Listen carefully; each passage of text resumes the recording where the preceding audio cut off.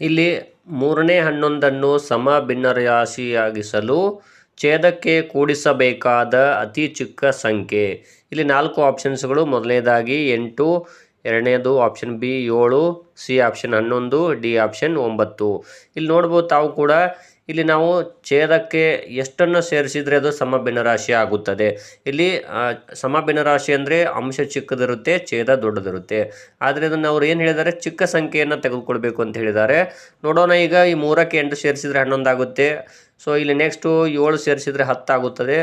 Next 11 ಸೇರಿಸಿದರೆ 14 ಆಗುತ್ತದೆ. ಅದೇ ರೀತಿ 9 ಸೇರಿಸಿದರೆ ಇಲ್ಲಿ 12 ಆಗುತ್ತದೆ. ಅಂದರೆ ನೋಡ್ಬೋದು ತಾವು ಕೂಡ. ಇಲ್ಲಿ ಇರುವಂತಹ ಮೂರನೇ 11 ಇದೆಯಲ್ಲ, ಈ ಛೇದಕ್ಕೆ ಎಷ್ಟು ಸೇರಿಸಿದರೆ ನಾವು ಇಲ್ಲಿ ಅದು ಸಮ ಭಿನ್ನರಾಶಿ ಆಗುತ್ತದೆ ಅಂತ ನೋಡೋದಾದರೆ ಈ 9ನ್ನು ಸೇರಿಸೋಣ. ಅವರು ಅತಿ ಚಿಕ್ಕದು ಹೇಳಿದ್ದಾರೆ. ನೋಡ್ಬೋದು ತಾವು ಕೂಡ. ಇಲ್ಲಿ 3ಕ್ಕೆ 9 ಸೇರಿಸಿದರೆ 12 ಆಗುತ್ತೆ. ಸೊ ಈಗ ನೋಡಿ, 12ನೇ 11 ಇದು ಒಂದು ಏನು ಅಂದರೆ ಸಮ ಭಿನ್ನರಾಶಿ ಆಗಿರುತ್ತದೆ. ಹಾಗಾಗಿ ನಾವಿಲ್ಲಿ ಯಾವುದನ್ನು ಸೇರಿಸಬೇಕು ಅಂದರೆ 9ನ್ನು ಸೇರಿಸಬೇಕಾಗುತ್ತದೆ.